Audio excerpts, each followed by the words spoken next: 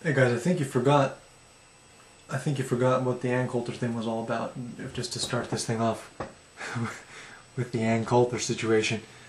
The Ann Coulter situation wasn't about really even referring to fags.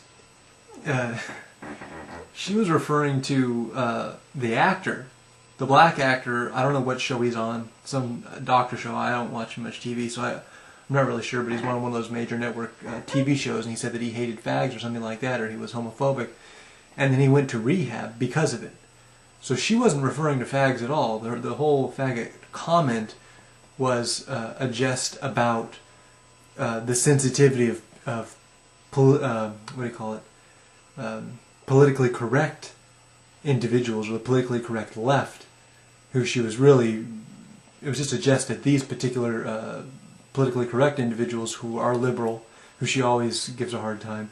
So it wasn't even, the terminology was, it was like a 2-for-1 deal, where she was using a particular word, fag, because somebody just went to rehab, which would seem outrageous for a person to go to rehab based on the terminology or the wording that they use on that, or maybe it's been so long that people have forgotten. But that's essentially, she wasn't even really referring to the word fag. I mean, the word that she used could have been anything based on what had been used by that particular individual who went to rehab on it. And the guy happened to be black. I think, now that I said that, you guys probably all remember what the hell I'm talking about. So it wasn't even, the wording, she didn't even choose the word, essentially. She just took advantage of it. And like Patriot Action, I'm not here to defend Ann Coulter. She's vile. I mean, she says the most hateful things all over the place. So for her to be taken as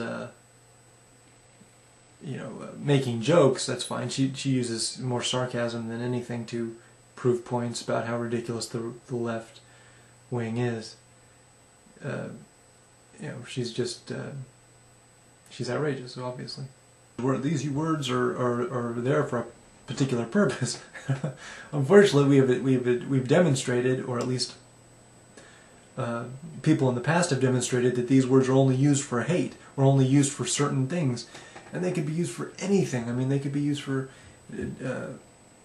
illustrating hate, and without actually being hateful. So it's not a. I mean, people use the word whore more than they use anything else, and I was always told by my mother that that was the worst thing you could call a woman. But it's more fun for me to hear about how sensitive everybody is and how politically correct everybody is, and then realize that these people are really serious. And I'm glad that people who are gay or homosexual can be more intelligent than most people, right?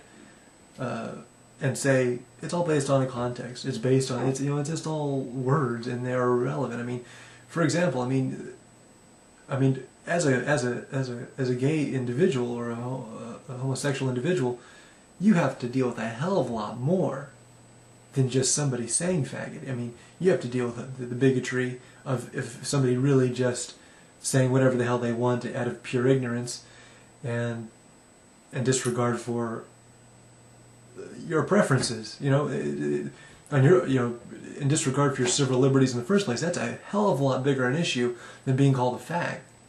Some people are going to go, they feel hurt when people use these words, and it's just terminology. I can't emphasize enough that the context is what is relevant to any thoughtful people, because there is. These words are here for us to describe certain things, to articulate points of view, and articulate hate as well. But wouldn't it be better just to know what's on people's mind and what their capacity is by the words they use, instead of having them inhibit themselves to the point, or guilted to the point where they inhibit themselves and never let you know where they're really coming from? Let people be free with their words and their terminology, so we can all know where they're coming from.